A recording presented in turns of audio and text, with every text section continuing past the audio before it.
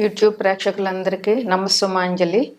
ఆంగ్ల నూతన సంవత్సర శుభాకాంక్షలు. 2025 ఆంగ్ల నూతన సంవత్సరం జనవరి 1 నుంచి ప్రారంభమవుతోంది.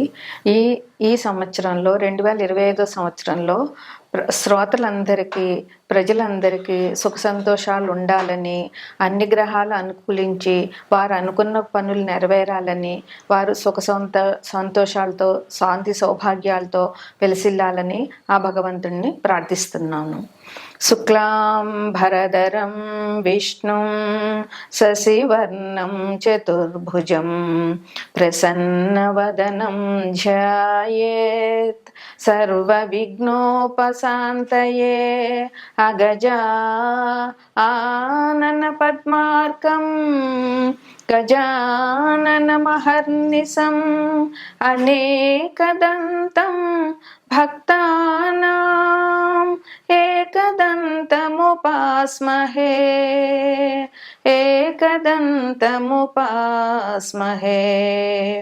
ఓం శ్రీ మహాగణ అధిపతియే నమః. ఓం శ్రీ మాత్రే నమః. ఓం శ్రీ గురుభ్యో నమః.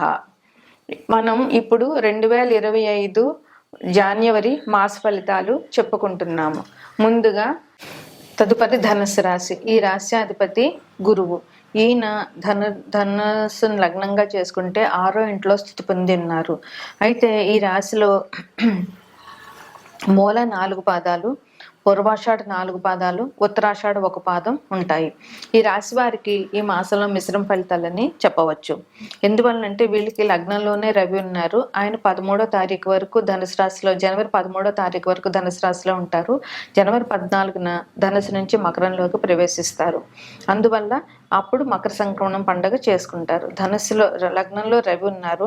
తర్వాత 3వ ఇంట్లో శుక్రుడు, శని ఉన్నారు. 4వ ఇంట్లో రాహు ఉన్నారు. 6వ ఇంట్లో గురువు వక్రించున్నారు. 8వ ఇంట్లో కుజుడు ఉన్నారు. 10వ ఇంట్లో కేతు ఉన్నారు. 12వ ఇంట్లో బుధుడు ఉన్నారు. ఈ బుధుడు కూడా 4-5 తారీఖుల్లో బుధుడు వృశ్చిక రాశి నుంచి ధనుసు రాశిలోకి ప్రవేశిస్తారు. అయితే ఈ రాశి వారికి ఈ మాసంలో ఫలితాలు బాగానే ఉంటాయి. అంత చెడ్డ ఫలితాలు ఏమీ లేవు. అయితే అష్టమ కుజుడి వల్ల కొంచెం ఇబ్బందులు ఉండే అవకాశం ఉంది ఈ రాశి వారికి. అందువలన అవి ఎప్పుడంటే ఈ నెల 22 వరకు ఉంటాయి ఈ ఇబ్బందులు. 22 తర్వాత కొంచెం తగ్గుతాయి. ఎందుకంటే కుజుడు అక్కడి నుంచి మిథున రాశిలోకి వెళ్తాడు కనుక ఇబ్బందులు 22వ తారీఖు వరకు కుజుడు వల్ల వచ్చే ఇబ్బందులు కొద్దిగా ఈ రాశి వారికి ఉంటాయి కనుక కొంచెం జాగ్రత్తగా ఉండాలి. ఎందుకంటే కుజుడు ఇబ్బందులు అనంటే అనారోగ్యాన్ని కలుగజేస్తాడు, లేదా యాక్సిడెంట్లు చేస్తాడు, లేదా కోపంతో గొడవలు పెట్టేలాగా చేస్తాడు. అందువల్ల బీపీ పెరిగే అవకాశాలు ఉంటాయి. అందువల్ల వీరు కుజుడికి సంబంధించినటువంటి పరిహారాలు చేసుకుంటే, వీరు సంయమనంతో ఉండి ఓర్పుతో ఉంటే ఈ రాశి వారికి కుజుడి వల్ల వచ్చే ఇబ్బందులు చాలా వరకు తగ్గుముఖం పడతాయి. ఉద్యోగస్తులకి ఈ రాశి వారికి చాలా బాగుంది. ఉద్యోగంలో ఎటువంటి ఇబ్బందులు లేవు. లగ్నంలోనే రవి ఉండడం వల్ల వీరికి ఆత్మస్థైర్యం బాగుంటుంది. ధైర్యంగా వీళ్ళు వచ్చిన సమస్యలను ఎదుర్కోగలుగుతారు. 2వ ఇంట్లోకి తర్వాత కూడా 14ను కూడా 2వ ఇంట్లోకి వెళ్తారు కనుక వీరు మాట్లాడే మాట అయినా అన్నీ కూడా చాలా బాగా ఉంటాయి. రవి వీరికి అనుకూలంగా ఉండడం మూలంగా వీరు చాలా ధైర్యంగా ఉండి అన్ని పనులు బాగా చేసుకోగలుగుతారు. ధనం కూడా బాగానే సంపాదించగలుగుతారు. ఉద్యోగస్తులకి ఇబ్బందులు ఏముండవు. ప్రమోషన్లు రావడము, లేదా డెప్యుటేషన్ల మీద వెళ్ళడము, లేదా అధికారుల మన్ననలు పొందడము ఈ రాశి వారికి ఈ మాసంలో జరుగుతుంది. అన్ని వృత్తుల వారికి కూడా ఈ మాసం అనుకూలంగా ఉందని చెప్పవచ్చు. విద్యార్థులకి బాగా ఈ రాశి వారికి చాలా బాగుంది. విద్య జాగ్రత్తగా చదువుకోవడం, విద్యార్థులకు ఎలాగైనా చదివితేనే కానీ కష్టం తప్పదు కనుక చదివే వీళ్ళకి కష్టం అని అనుకుంటారు కనుక చదవడం అన్నది వీళ్ళు ముఖ్యమైనటువంటి పని. ఎంత బాగా చదివితే అంత మంచి ర్యాంకులు సంపాదిస్తారు కనుక విద్యార్థులు శ్రమ పడవలసిన అవసరం ఎంతైనా ఉంది. ఆదాయం ఈ రాశి వారికి బాగానే ఉంటుంది. ఎందుకంటే రవి ఉన్నారు. రవి 2వ ఇంట్లోకి వెళ్తే కూడా ధనం బాగానే సంపాదించగలుగుతారు. ఆదాయానికి సంబంధించినటువంటి ఎటువంటి సమస్యలు ఈ రాశి వారికి ఈ మాసంలో లేవు. కుటుంబంతో ఈ రాశి వారు చాలా సౌఖ్యంగా గడుపుతారు. ఈ రాశి వారికి ఈ రాశి అధిపతి గురుడు కనుక ఈ రాశి వారికి మాట అనేటటువంటిది మంచిగానే ఉంటుంది.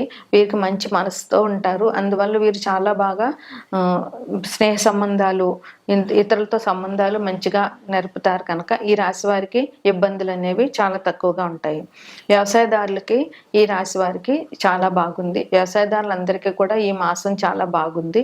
ఎందువలనంటే మకర సంక్రమణానికి అందరికీ, రైతులందరికీ కూడా పంటలు చేతికి వస్తాయి కనుక వారు కనుమ ముక్కనుమ రోజున వ్యవసాయ పనిముట్లు పూజ చేయడము, పశువులకు పూజ చేయడము చేస్తారు. ఎక్కడైనా జన్మజాతకంలో వీరికి గ్రహాలు అనుకూలించకపోతే వ్యవసాయదారులకు కష్టాలు ఉండొచ్చు తప్ప, లేదంటే వ్యవసాయదారులకి ఈ మాసం చాలా బాగుంటుంది.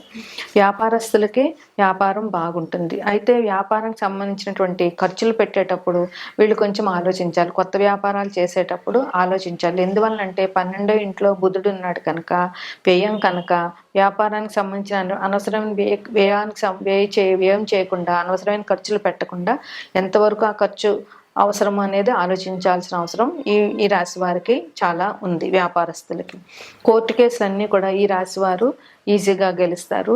కోర్టు సంబంధమైనటువంటి విషయాల్లో వీళ్ళకి ఊరట లభిస్తుంది. అయితే వీరికి జనవరి 2వ వారం నుంచి చాలా అనుకూలంగా ఉంటుంది ఈ రాశి వారికి. అయితే వీరికి ఆశించిన స్థాయిలో వీరు అనుకున్న అట్టుగా జరగకపోయినా కూడా ఇబ్బందులు అయితే ఉండవు. వీరు ఒకటి అనుకుంటారు, అంత ఆ రేజ్కి రీచ్ అవ్వకపోయినా కూడా అయితే వీళ్ళకి ఇబ్బందులు అనేవి లేకుండా జరిగిపోతూ ఉంటుంది అన్నమాట ఈ నెల. అయితే వీరికి సంక్రాంతి, మకర సంక్రమణ రోజున బిడ్డలున్న ప్రతి తల్లి కూడా పెరుగు దానం చేయాలి. పెరుగు దానం చేయడం వల్ల పిల్లలు అభివృద్ధిలోకి వస్తారు. పిల్లలు ఏ తల్లైనా పిల్లల అభివృద్ధి కోరుకుంటుంది కనుక పెరుగు దానం చేయడం వల్ల పిల్లలు అభివృద్ధిలోకి వస్తారు కనుక ప్రతి తల్లి పెరుగు దానం చేయడం అనేది ముఖ్యమైన పరిహారంగా చెప్పవచ్చు. అదేవిధంగా ఆదిత్య హృదయం పారాయణం చేయడము, రవికి, సూర్యునికి అర్ఘ్యం ఇవ్వడము, ఆదివారం నాడు ఆదిత్య హృదయం పారాయణ చేయడము, ఆదివారం నాడు వీలైతే రవికి అర్ఘ్యం ఇవ్వడము, అలాంటివి చేయడం, దానాలు చేయడము, సూర్యునికి సంబంధించిన దానాలు చేయడము ఈ రాశి వారికి ముఖ్యమైన పరిహారంగా చెప్పవచ్చు. గురువుకు సంబంధించినటువంటి పూజలు చేయడం కూడా ఈ రాశి వారికి ముఖ్యమైన పరిహారంగా చెప్పవచ్చు. తదుపరి మీనరాశి. ఈ రాశి అధిపతి గురువు. మీనరాశిలో పూర్వభాద్ర 4వ పాదం, ఉత్తరాభాద్ర 4 పాదాలు, రేవతి 4 పాదాలు ఉంటాయి. ఈ మీనరాశిలో ప్రస్తుతం రాహు సంచారం చేస్తున్నారు. అంటే లగ్నంలో రాహు ఉన్నట్టు. 3వ ఇంట్లో వృషభంలో గురువు ఉన్నారు, 5వ ఇంట్లో కుజుడు ఉన్నారు, 7వ ఇంట్లో కన్యలో కేతు ఉన్నారు, 9వ ఇంట్లో బుధుడు ఉన్నారు. ఈ బుధుడు వృశ్చికం నుంచి ధనుసులోకి మారుతారు ఈ జనవరి నెలలో. 10వ ఇంట్లో రవి ఉన్నారు. ఈ రవి 10వ ఇంట్లో అంటే ధనుసు నుంచి 11వ ఇంటి మకర రాశిలోకి జనవరి 14న మారుతారు. 12వ ఇంట్లో శుక్రశనులు ఉన్నారు. ఈ రాశి వారికి ఈ మాసం అంత అనుకూలమని చెప్పలేము. వీరికి మిశ్రమ ఫలితాలు ఉంటాయి. ఎందువల్ల అంటే వీళ్ళకి వ్యయంలో శని శుక్రులు ఉండడము, లగ్నంలో రాహు ఉండడము వీరికి చాలా ఇబ్బంది అని చెప్పవచ్చు. శని శుక్రులు మంచి గ్రహాలు అయితే పర్వాలేదు, కానీ జన్మ జాతకంలో శని శుక్రులు కనుక మంచి స్థానంలో లేకపోతే ఈ రాశి వారికి ఇబ్బంది తప్పదు. ఎలాగైనా 12వ ఇంట్లో శని శుక్రులు అంటే అది వ్యయానికి సంబంధించినటువంటి ఇల్లు కనుక శని శుక్రుల వల్ల ఈ రాశి వాళ్ళకి కొంచెం ఇబ్బందులు ఉంటాయి. శుక్రుడు విలాసాల కారకుడు, శని అనారోగ్యాన్ని కూడా ఇస్తారు కనుక వీరు అతిగా ఏదైనా చేయడం వల్ల వీళ్ళకి అనారోగ్యాలు వచ్చే అవకాశాలు ఉన్నాయి. వ్యయం అంటే ఖర్చు కనుక వీరు చాలా జాగ్రత్తగా ఉండవలసిన అవసరం ఉంది. శని శుక్రులకి తగిన పరిహారాలు చేసుకోవడం కూడా ఈ రాశి వారికి సూచించేటటువంటి ముఖ్యమైన పరిహారం. అంతేకాకుండా మీనరాశి వారికి ఏళ్ళనాటి శని కూడా జరుగుతున్నది కనుక శనికి సంబంధించినటువంటి జాగ్రత్తలు తీసుకోవడం, శని గ్రహానికి పరిహారాలు చేయడము ఈ రాశి వారికి చేయవలసిన ముఖ్యమైన పరిహారంగా చెప్పబడుతుంది. ఉద్యోగస్తులకి మిశ్రమ ఫలితాలు ఉంటాయి. జాగ్రత్తగా తమ డ్యూటీని వాళ్ళు చేయడం అనేది ఈ రాశి వారికి చాలా అవసరం. వ్యాపారస్తులకి వ్యాపారం బాగానే ఉంటుంది. అందులో పెద్దగా లాభాలు ఉండవు, సజావుగా సాగిపోతూ ఉంటుంది. కుటుంబ వ్యవస్థలో వారికి బాగానే ఉంటుంది. కుటుంబంలో వీరు మంచి పాత్రను పోషిస్తారు. కుటుంబ సభ్యుల అందరి సహాయ సహకారాలు వీరికి లభిస్తాయి. వీరు ఎంతసేపు కుటుంబం గురించి ఆలోచించుతారు. ఎదుటి వారికి సుఖం చేయాలి అని ఆలోచించుతారు కనుక ఈ రాశి వారికి కుటుంబంకి సంబంధించినటువంటి సమస్యలు కొద్దిగా ఉండే అవకాశం కూడా చాలా ఉంది. ఖర్చులు ఎక్కువగానే ఉంటాయి. ఎందుకంటే వ్యయంలో శనులు ఉన్నారు కనుక, శుక్రుడు విలాసాలకి ఖర్చులకి కారకుడు కనుక శుక్రుడు, అందువల్ల వీళ్ళు ఖర్చులు ఎక్కువగానే ఉంటాయి. అయితే చేసే ఖర్చు ఎంతవరకు అవసరమో, అది అవసరమా అనవసరమా అనేటటువంటిది ఆలోచించి వీళ్ళు ఖర్చు చేయాల్సిన అవసరం చాలా ఉంటుంది. ఆదాయం బాగానే ఉంటుంది, కానీ ఆదాయం తగినంత ఖర్చు వీళ్ళకి అయిపోతూ ఉంటుంది కనుక ఆదాయం నిలబడే అవకాశం చాలా తక్కువ. వీళ్ళు తొందరపడి ఎటువంటి నిర్ణయాలు తీసుకోకూడదు. ఏదైనా ఒక నిర్ణయం తీసుకునే ముందు ఆలోచించి అది మంచిదా కాదా, లేదా వీళ్ళకి తట్టకపోతే ఎవరినైనా అడగడము, పెద్దవాళ్ళ సహాయ సహకారాలు సలహాలు తీసుకోవడము, కుటుంబ సభ్యులతో సంప్రదించడము ఈ రాశి వారికి చాలా అవసరం. అనాలోచిత నిర్ణయాలు తీసుకోవడం మంచిది కాదు. వ్యవసాయం వారికి కుజుడు రాహువు వీళ్ళకి ప్రతికూల గ్రహాలుగా ఉన్నారు.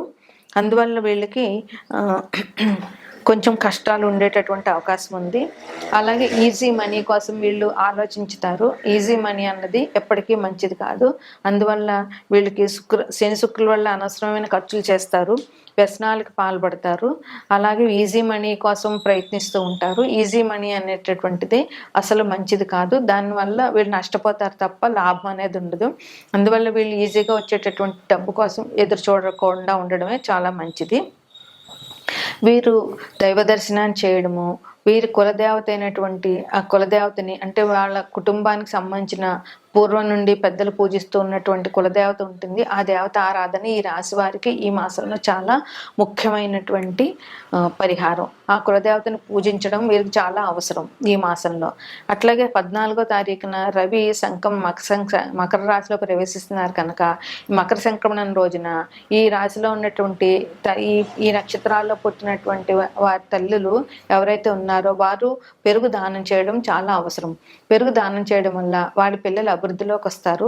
వాళ్ళ పిల్లలు మంచి పరీక్షల్లో ఉత్తీర్ణత సాధిస్తారు, మంచి ర్యాంకులు సంపాదించుకుంటారు. అందువల్ల పెరుగు దానం చేయడం మకర సంక్రమణం రోజున చాలా ముఖ్యమైన పరిహారం అని ప్రతి తల్లికి సూచించడం జరుగుతుంది.